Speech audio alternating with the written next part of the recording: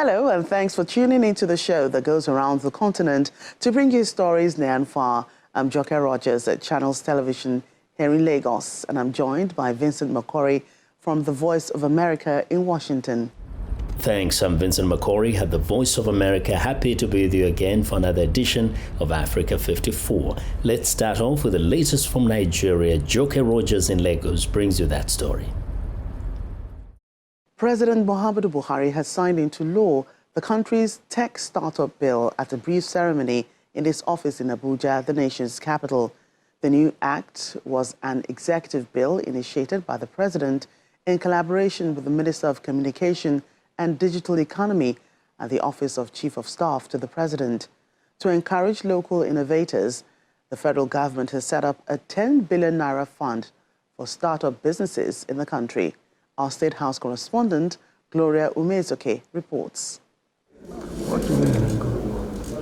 Affirming his promise to boost ICT in the country, the president meets with the Minister of Communications and Digital Economy in a brief ceremony in his office, where he signs the Nigeria Startup Bill into law.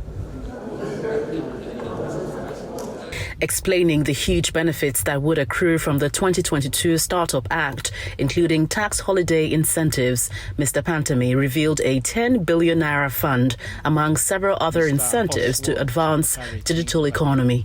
Mr. President has assented to the bill and also conveyed to the relevant institutions of government for gazetting. And the approach we adopted was to allow our young startups, our young innovators all over the country to identify the challenges they were being confronted with when it comes to intellectual property, financing, regulation, incentive, among many others. The minimum at the start, based on the provision of the law, is 10 billion naira. It says as a pioneer approach to dealing with inherent hiccups in the innovative sphere, a Digital Innovation and Entrepreneurship Council, to be chaired by the president, would be set up. There is going to be a presidential council which has been entitled as National Digital Innovation and Entrepreneurship Council. Digital innovation and digital entrepreneurship are the two prerequisites to digital economy. So there is going to be a council, and this council is going to be chaired by the President of the Federal Republic of Nigeria. And the vice chair is going to be the Vice President of Nigeria. It further explains that the act will minimize the controversial issue of harassment of youths carrying laptops by law enforcement agencies. In some states, because if you are going around with a computer, you will be detained.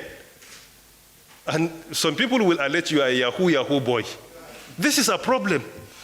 With this council, when president directs, nobody will say no, they must comply. I hope you understand. So the challenge, issue of funding is not even the major issue they complain about. The major issue, let that enabling environment be provided. Let them be honored and be recognized instead of being harassed because of their ideas. The ICT sector and digital services has so far contributed in the second quarter of 2022 a GDP of 18.44%. From the presidential villa, Gloria Umezuke, Channels Television News. Joining us to discuss this is the winner of the 2022 GITEC Supernova Pitch Challenge and founder CEO of Sharp Technologies, Khalil Halilu. Glad to have you today on Africa 54. Thank you. So President Muhammadu Buhari has signed the tech startup bill into law and has conveyed same to relevant institutions for gazetting. Indeed, it's a historic moment for Nigeria. Do you see this addressing the many challenges confronting young innovators and tech entrepreneurs like yourself in the country? Well, yes, definitely I see this addressing a lot of challenges, given the key objective of this startup bill, which is to have a legal and institutional framework, for startups mainly around technology to thrive. That has also been trickled down into three pieces. Number one, to provide enabling environment for these startups to thrive. Also to foster development and growth amongst the startups, as well as position Nigeria as the lead player in terms of, technology startup advancements across the country. So definitely, it's a yes for me, because it's not an idea that was, curated in isolation, but different stakeholders, were engaged, to deliver this, document. And once you do a thing like that, you tend to reduce the number of mistakes you're going to make, and you have an inclusive bill. Sorry. And so the federal government has also set up a 10 billion naira fund for startups. What's your take on that? Do you see this impacting on the tech industry in the country? Yes, definitely. I see it impacting a lot. But most importantly, it's a way of the government showing that, they have a skin in the game, and here's my own money on the table, in addition to the external investments, that the other startups attract, basically. Right, so do you see the Nigerian youths taking advantage of this opportunity? Yes, 100%. They said Nigerian youths make Scandinavians look lazy, We're very energetic and also, aggressive when we see opportunities, and once, there's a speculation. You've seen people falling into all sorts of, programs, engagements, all, in order to make a living. So we're very much hardworking, sets of people, and it's clear, all over the world, whether you're talking about music, tech, you can't discount, Nigerian youths. We've been having our own spaces on the world stages, and definitely we are going to take advantage of, a development like this to the maximum benefit. And we see you taking advantage already. Congratulations once again for emerging as the winner of the 2022 GITEC Supernova Pitch Challenge held recently in Dubai. So what's your message to young innovators aspiring to be like you? Well, my message, especially for, local entrepreneurs, is there is a room for development, and we shouldn't underestimate the quality of technology we have locally. When you're talking about, remittances speed across the world, Nigeria is easily top 5. Sometimes we sit down and complain of glitches and the likes, but forgetting the fact that, we're not in isolation. For me, going to an event like GITEX, which is the biggest technology event in the world, and clinching the prize, it sends a strong message, that we have something in us, that we can sell across the world. Recently, there's a country in the Far East that contacted me surprisingly and said, it was even before GITEX, that we want to partner with you to develop technology products, and I was surprised. And the person's argument was simple. If you're able to build technology product in a country like Nigeria where there are infrastructural gaps, so imagine if you come to a place like ours, where almost everything is ready, we believe you can really help us build quality products. So my message for the youth is, there's something we have, and the world is looking out for it.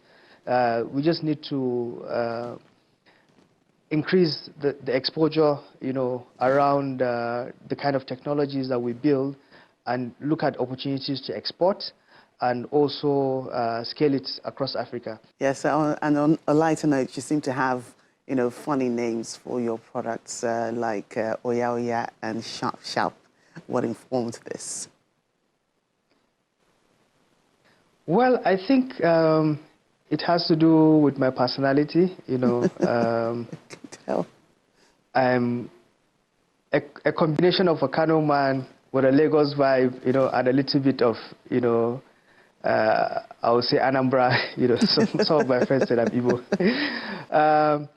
But I like doing things fast, quick, so that even if I make mistakes, you rectify it and you save time and move on to the next thing. And I'm not afraid of making those mistakes, because eventually when you're building, companies, when you're building startups, when you're trying to solve problems, there will be mistakes, and I want those mistakes to happen very fast so that it can be resolved and we move on to the next thing. Technology solutions I build, ones that are agile, robust, flexible, dynamic, and sharp, basically. Thank you so much for your time today on Africa 54, Khalil Halilu. Thank you very much, and have a great day. We want to know what you think about Africa 54 and the stories we cover. Join the conversation on Facebook. The address is Africa54, and check out our headlines 24/7 on voaafrica.com. After the break, analysts say violence in Amhara and Oromia regions not only threaten to become the second front in Ethiopia's war, it could also risk regional stability.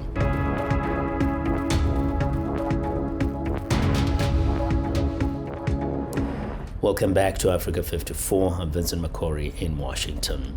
The ongoing conflict in Ethiopia between the federal government and the rebel group in the Oromia region, the Oromo Liberation Army, has received little attention as the civil war in the north with Tigrayan intensifies. A series of violent attacks this year have underscored growing ethnic tensions between ethnic Oromo and ethnic Amhara that threatens to become a second front in the country's war. Henry Wilkins reports from Shewa, Robit, Ethiopia. Sembete, a town within the Oromia special zone of the Amhara region, is still reeling. In June, the villages surrounding it saw 3 days of fighting between Amhara militias, or the Fano, and Oromo militias associated with the Oromo Liberation Army, or the OLA. When VOA visited in August, local officials, security forces and community leaders were meeting at the local government office to discuss how to stop any further violence. The current conflict happens here because of extremist philosophies spreading. There are forces at work that don't want peace here. The conflict in the area is not new, however. It has been happening for a long time. But the community solved it without outside intervention in the past. 36 kilometers south of Sembete, the town of Shuarabit has also been experiencing increased violence between ethnic Oromos and ethnic Amharas in recent months. Local officials and residents told VOA the violence is escalating here too. They say it is due to increased OLA propaganda and recruitment. The OLA, which the government has designated as a terrorist group, are militant ethnic Oromos that splintered away in 2018 from the Oromo Liberation Front, a political organisation. The OLA says it seeks more prominence for the region within Ethiopia's federal system. If one person on the ethnic Oromo side was killed in a dispute, one person from the ethnic Amhara side was killed in retaliation, and that was the end of it. This time it is different, because the OLA has become involved. For the first time, heavy weapons are being used in conflicts too. Hundreds of ethnic Oromos and ethnic Amharas have been killed in massacres by the Oromo and Amhara militias since the beginning of the year, authorities and activists say. But rights groups say all sides in the conflict are responsible for human rights abuses. The OLA, for its part, blames the violence on ethnic Amhara militias and the federal government. A recent OLA statement said the central government is facing insurmountable pressure from all corners and is now brewing discord to turn communities against each other and create more conflict. The government blamed the OLA for the ongoing conflict. Analysts say the escalating conflict is another threat to the stability of the country and the region. David Del Conte is an independent consultant and an expert on Ethiopia. Whether the conflict continues in Oromia, the more chances you have to further destabilize the federal government and antagonize relationships between neighboring regional states. And that's bad for Ethiopia. That's bad for the region. And most certainly and foremost, it's really bad for the civilian population. Del Conte said the federal government's response to the conflict in Tigray threatens peace in the Oromia region. The response in Tigray includes a blockade that has stopped humanitarian aid, banking and telecommunications. The Oromo population is watching Tigray very closely and how the federal government and other regional states are comporting themselves in Tigray. This will directly affect the relationship that Oromia has with the federal government. Meanwhile, the violence in Shura Rabit has claimed its latest victim, the town's mayor. On September 1st, the mayor was killed by gunmen as he got out of his car to enter his home. The city's communication bureau told local news. It is unclear who carried out the assassination. Henry Wilkins for VOA News, Shura Rabit, Ethiopia. With the global health crisis and war in Ukraine bringing food security into focus, Senegal is trying to ramp up its domestic production of rice, but a growing population and an increasing preference for the staple food over other grains is keeping it dependent on the whims of the export market. Vendors of traditional Senegalese rice dishes in the country are opting for imported rice. They say their customers may not buy the rice from the valley because they're not of good quality, as stones and residues are found in them. At a family-run restaurant in Dakar, Amy Gwe always tries to use imported rice. Customers, she says, prefer the taste. If we cook with rice from the valley, some customers may not buy it anymore because of the stones and residues that can be found in it. Around the continent and indeed the world, food security has been brought into sharp focus, in part by the global health crisis and war in Ukraine. Senegal has also fallen victim to the whims of the export market, having sourced 2/3 of its rice from India in 2021. However, last month, India, fearing its own food shortages and rising inflation, curbed rice exports. This forced Senegal to look inwards. That can be seen in the country's north, where neat paddy fields form a mosaic near the town of Dagana. There, the Japanese development agency JICA has been helping the Senegalese rice sector for over a decade. The current phase of the project is on improving quality, less broken kernels, and grit. The project's team leader, Yoshihiko Ogata, says he doesn't think there's any difference in the potential for growing rice in Senegal compared to Japan. I think what's the difference is the attitude of farmers towards rice growing. But I think that will change. Japanese farmers are emotionally invested in their rice crop. They put a lot of love into it and respect. But the effort could be worth it, not only for improving food security, but also economic security. Following a global food price crisis in 2007 to 2008, Senegal's rice production has accelerated. But according to UN data, consumption more than doubled over the same period to 1.9 million metric tons. That was driven by a growing population and an increasing preference for rice over other grains, meaning that even with significant gains in production, the rice sector looks set to remain under pressure for some time. It's time for a short break. As we do, we remind you to visit our website, channelstv.com, for news and programming around the clock. You can also find us at youtube.com/channelsweb. Still to come on the program, Africa's leading cotton producer, the Republic of Benin, traditionally exports cotton in its raw state. However, with several new textile factories, exporters hope for an economic boost. South Africa's largest retailers are reducing their reliance on China for goods in favor of locally sourced clothing products. It's part of a wider trend to move away from Chinese imports to reinvigorate local textile manufacturing. But retailers wonder if the domestic industry can meet new demands. Linda Giftash reports from Johannesburg. The South African flag is increasingly decorating labels on garments at major retail chains across the country. It's an effort to bolster the country's clothing and textile sector.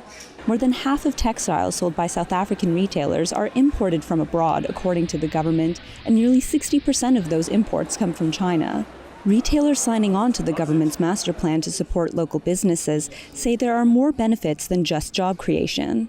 Being able to have the product made locally means that you can actually respond to what the customer needs more efficiently, which is really what every retailer wants to move towards, more fast response. Pick and Pay Clothing is among the retailers increasing its supply of locally sourced products from 28% in 2019 to 40% today. The shift is now gaining momentum on the heels of global trade disruptions due to the coronavirus pandemic and record unemployment. Kerekani Moreku is a young designer recruited to aid in the effort. It gave me a lot of attention and gave me a lot of publicity. In the times that we live in, there's a very high rate of unemployment. I think that it will have a very large impact. It will create more jobs for all generations. Moreku estimates his collaboration with Pick and Pay in 2020 created about 1,000 jobs from manufacturing to digital marketing. That's what the South African government wants to see, with a target of 121,000 new textile jobs by 2030. But retailers say it will require investment in skills training and support for entrepreneurs. Before the 2000s, yes, these skills were readily available. And as it moved to China, investment in skills development, the investment in machinery all disappeared. But I think if we reviewed where the local business is in another 10 years, we're certainly going to see a recovery in some of that style of product being manufactured locally. That growth is necessary as the retailer aims to have 60% of all textile goods sourced locally in the next 5 years. But economists warn setting quotas and targets alone won't be enough to rebuild the industry. I think what you need to do if you want to get more investments in textile and more localization in textile or any industry for that matter, is for the government to become much more efficient. Like, for example, make sure that infrastructure works properly, make sure that it's safe to invest in South Africa and things like that. Regular power cuts and decaying railways are impeding local manufacturers from producing and transporting goods. And there are other practical barriers in closing the $3 billion trade imbalance between China and South Africa. Keep in mind that they've got economies of scale. South Africa is, compared to China, a relatively small country. So I don't think it will be possible for us to really compete in a big way. But for budding designers, even a small boost in the local industry gives hope for success in the future. Linda Giftash for VOA News, Johannesburg. The Republic of Benin is Africa's leading cotton producer, but exports almost all of its cotton in raw state. Now they've decided to process cotton directly from the fields to several new textile factories, an initiative that's underway to boost the country's economic paradigm. On a large factory floor in southwestern Benin, dozens of young people are cutting, stitching and assembling cotton shirts. It's part of a major push by the West African country to develop its textile sector. Benin is Africa's leading cotton producer, but it exports almost all of that raw. Now, an initiative is underway to create jobs and revenue by processing the cotton locally, with the goal of exporting apparel to consumer markets in Europe, Asia, Africa and the United States. Aujourd'hui, nous avons We decided that in this country, we will no longer sell our cotton in its raw form. We're going to transform this cotton, in particular by installing integrated factories, which will spin, knit, and construct clothing. So from now on, you will have in the Republic of Benin cotton transformed directly from its cotton fields. We will have knitting and spinning mills, and clothing construction units that will transform the fabrics that arrive there and turn them from textiles into knit shirts, into polo shirts that will be sold on consumer markets in Europe, in the United States, in Asia, and in Africa. It is an area that aims to process Benin's agricultural and mining products in order to create jobs and improve the country's economy. It started 2 years ago as the result of a partnership between the government and Arise Integrated Industrial Platforms, a Pan-African venture.